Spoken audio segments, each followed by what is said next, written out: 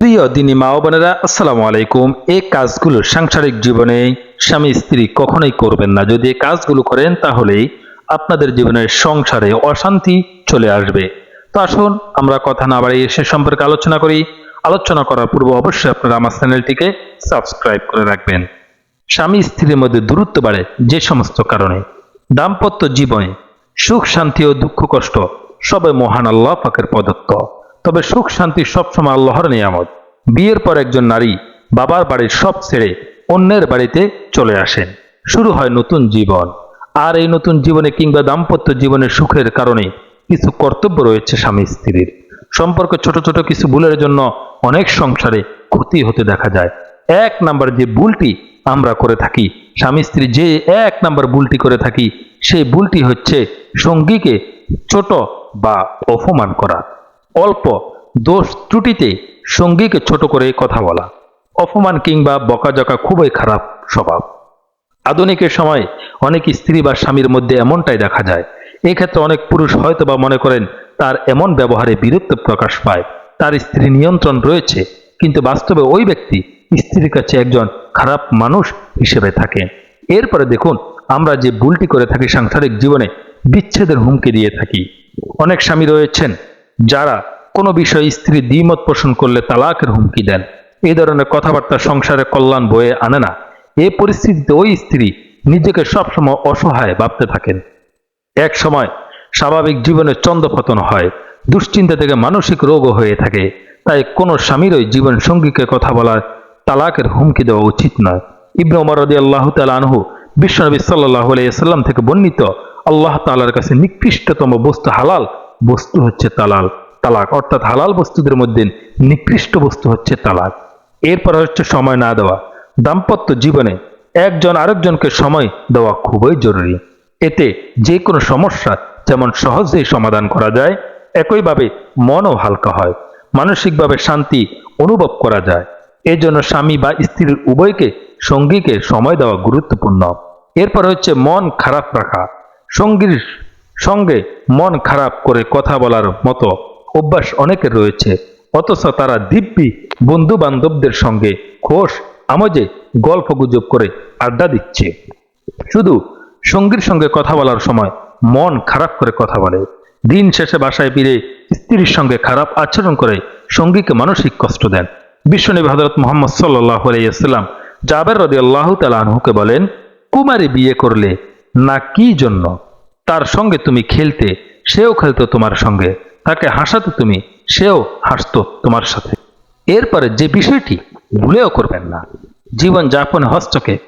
একজন পুরুষ যদি তার ইচ্ছে মতো জীবন পরিচালনা করতে পারে, তাহলে তার স্ত্রীর ক্ষেত্রে কেন নয়? এমন অনেকে আছেন যারা পরিবারের নারীদের নানা বিধি নিষেধের মধ্যে রাখেন।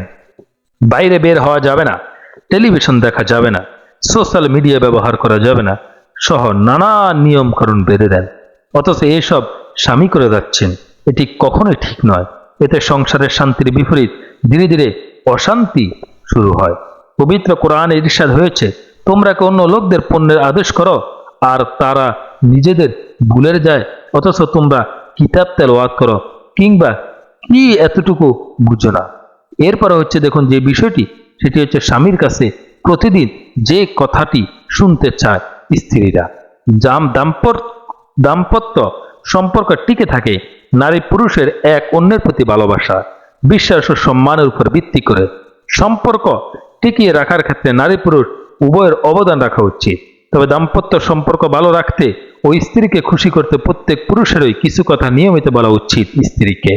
আর নারীরাও মনে স্বামীর মুখে এইসব কথা শুনতে চান। চলুন তবে জেনে নেওয়া যাক, স্বামী কোন কথাগুলো স্ত্রীকে খুশি ও সুখী করে তোলেন।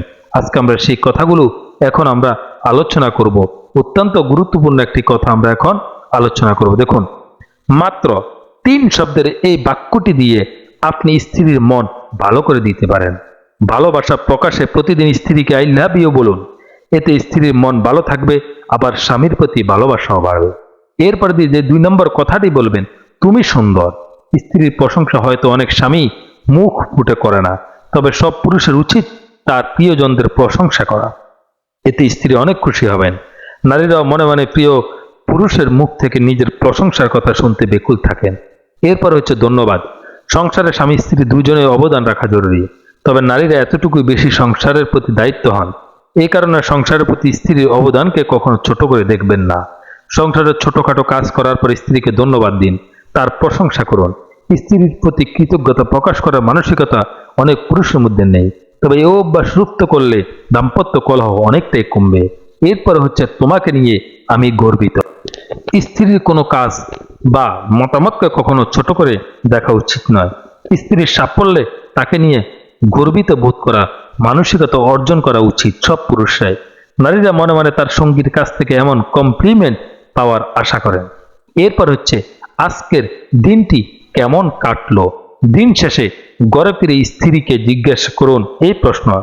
হয়তো আপনি সারাদিন বাইরে অনেক পরিশ্রম করেন, তবে অনেক স্ত্রী কিন্তু ঘরে বাইরে দুই জায়গায় সামলায়। তাই স্ত্রীর প্রতি আপনি যে যত্নশীল তা বুঝাতে জিজ্ঞাসা করুন, আর দিনটি কেমন কাটছে। আমি তোমাকে বিশ্বাস করি। স্ত্রীর প্রতি নিজের বিশ্বস্ততা প্রকাশে দিনের বিভিন্ন সময় কথা প্রসঙ্গে এই বিষয়টি তাকে জানান। স্ত্রীর যে কোনো সিদ্ধান্তের উপর যদি পুরুষ সঙ্গী আস্থা রাখেন, তাহলে নারীরা খুবই খুশি হন। এরপরে যে বিষয়টি সেটি হচ্ছে আমি তোমার পাশে আছি। যে কোনো পরিস্থিতিতে স্ত্রীকে আশ্বাস দিন যে আপনি তার পাশে আছেন, তাহলে জীবনে যে কোনো পরিস্থিতির কথা স্ত্রী আপনাকে জানাতে ইচ্ছুক হবেন। আপনি কখনো ভয় পাবেন না।